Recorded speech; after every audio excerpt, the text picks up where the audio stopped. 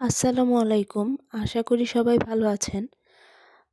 শীত এসে পড়েছে আর পিঠা খাবো না তা তো হতেই পারে না। তো আজকে আমার বাসায় পিঠা বানানো হয়েছে।